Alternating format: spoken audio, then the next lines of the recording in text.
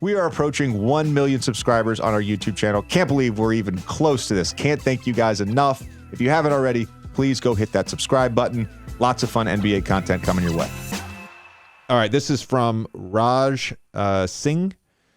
Raj_Singh. Was Tyrese really calling for a fake screen to freeze Malik Beasley in that viral vid, or was he just attacking early before Miles set the screen? I was calling for a screen. I definitely was calling for a screen, but he was kind of slow. I don't even know if Miles was in the game. Maybe it was Isaiah Jackson. I don't remember. But I feel like they were kind of slow to it. And I knew that if he turned his head, I would be able to attack there before he got there. And it felt like when I pointed there, maybe he wasn't even going to come up. Maybe he was telling me no. So I just kind of used that to my advantage. But I didn't even know that happened until that clip got posted after, because I would have shot it. I didn't know that he wasn't right behind me in the moment. And it makes me look smarter than I am. I didn't do nothing crazy. I think that he just thought a screen was there and it wasn't. But I just think the screen wasn't coming. My one reaction to it, do you remember in the moment? I can't remember who was the big in the screen action that was defending whoever was setting the screen on you. But did you hear the big call out any coverages? Right, left, strong, weak. No screen, no. There was nothing that was called. It was just the point then. That's what threw him off. It wasn't the call. Yeah. Because I played on teams where in that middle pick and roll, I liked how Stan did it, which was strong and weak. And it doesn't matter if the player's strong hand is the right hand. It doesn't matter if the player's strong hand is his left hand. Strong meant you were pushing the ball to the right side of the court. Weak meant you were pushing the ball to the left side of the court. I hated when people started doing right-left. It was literally one of my pet peeves where coaches would be like, we're going to call right-left. The big is going to call right-left. Okay, sounds good in theory. Sounds really good in theory.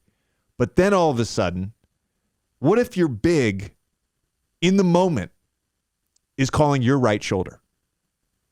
But he means to call the defender's right hand. And I get confused.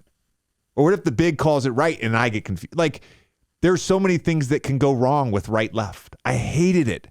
And I never got froze like Malik Beasley, but I definitely got confused sometimes.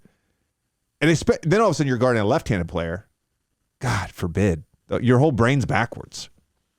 Yeah, it was interesting with USA this year too, because everybody comes from different teams. Everybody sets it up differently, but kind of having to see that adjustment for Jaren of calling like strong. I think we did strong weak at USA, and I think that they do strong weak for the Grizzlies, but I think that they change it depending on the ball handler. Oh, maybe. okay, yeah. If you're guarding Manu Ginobili, strong means you send him left, weak means you send him right. Yeah, right. I think that's how Memphis does it or something, and that's not how we were doing it for USA. And it was interesting seeing that adjustment for him, and I think for us guarding the ball, like some guys like, oh, we call right or left, and then as you said, some guys were like, oh, we call right. That means the screen is coming on your right or left. The screen is coming on your left. Like everybody kind of did it differently. So that was an interesting little dynamic with USA. Keep working. Ty, we have to ask about this because we got a lot of, don't get mad, but we got a lot of questions about it. Real True writes in about the Hornets, the last play in the Hornets game. What happened? Because you were playing fucking awesome that whole game, and then it just kind of went haywire at the end.